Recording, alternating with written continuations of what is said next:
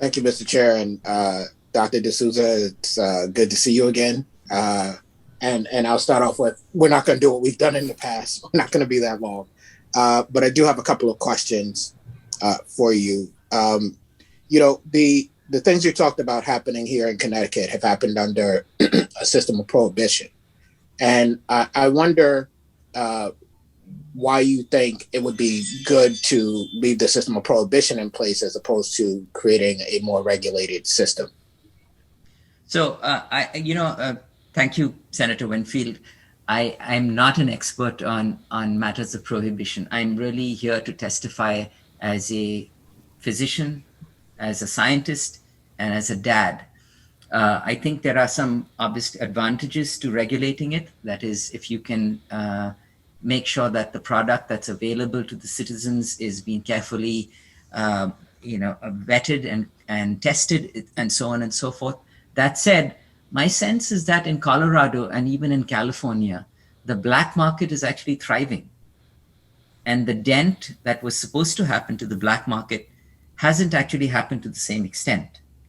And so I remain concerned about those kinds of issues. I should share with you, Senator Winfield, that I serve on the Physicians Advisory Board for the Medical Marijuana Program for the state of Connecticut, and I've served on that since its inception. And there are kids in my town who are able to successfully get marijuana from the medical marijuana program because of diversion.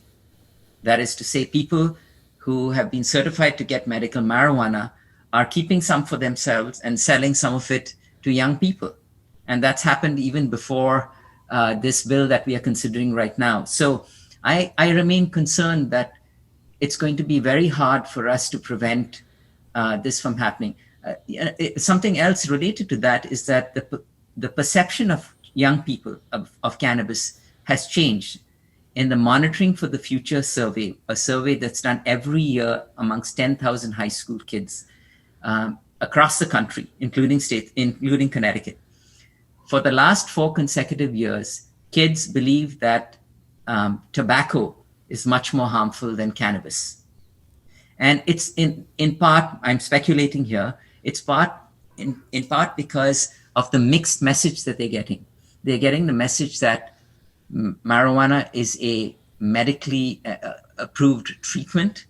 They're getting a message that it's okay. And so I remain concerned about the message that young people are getting. And thank you for that. Are you suggesting that because marijuana is a medically approved treatment, right? No, it's not. It's not. So, what we have is a palliative care program. I serve on this committee. I've researched this area and studied it quite carefully. There is not that much of evidence to support the use of marijuana to treat medical conditions. There is what's really happening is that people are using it for palliative use. That is, for the 26 conditions or so for which marijuana is approved in the state of Connecticut, there is no medical evidence, no scientific evidence that marijuana actually improves the pathophysiology of those conditions. Let me tell you, for instance, the first condition for which medical marijuana is approved is PTSD, right?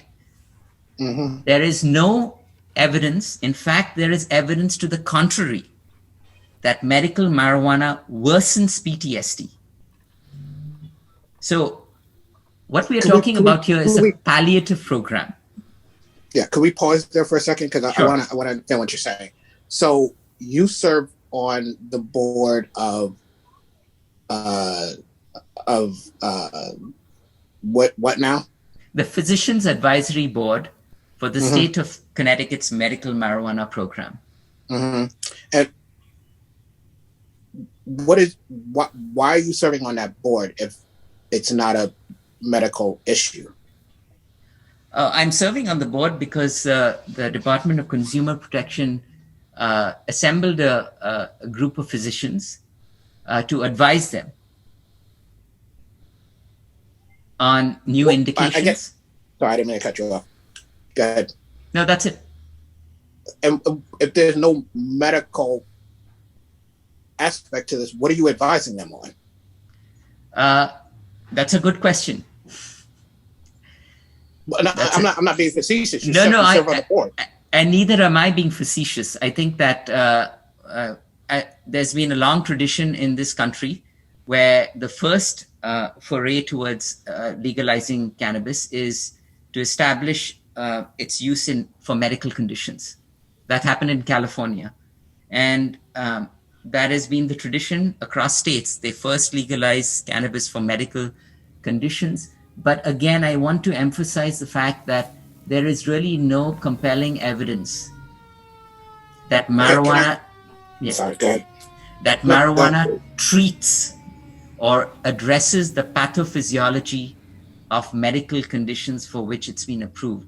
It is there for palliative care, meaning to say it's there to make people feel better. Okay, and I'm just going to ask you one more question on this because I don't want to push too deep into it, and I don't want it to seem like I'm just being combative. No. We've done that in the past. I'm going to reframe that question. If there is no medical aspect to this, why did you choose to accept appointment to the board? I'm trying to figure out if there's no medical aspect to this, why are you engaged in it as a medical professional? I'm engaged in it for the same reason I'm engaged in this discussion, that I have serious concerns, and I think that I can bring to the table a knowledge based on my research with cannabis and cannabinoids, and help the committee as it makes decisions about the value of any new intervention. In this case, it happens to be cannabis in the treatment of medical conditions.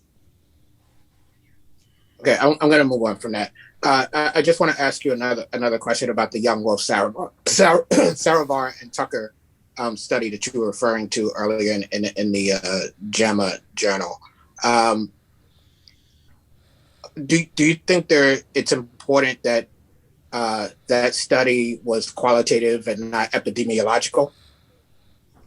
I'm sorry, which study are you referring to, Senator Winfield? The study you referred to earlier, talking about the pregnancy and the increased use. I don't understand what you mean by qualitative. It was not an epidemiological study, and then also, I guess I'll just ask the questions and have you respond however you choose to.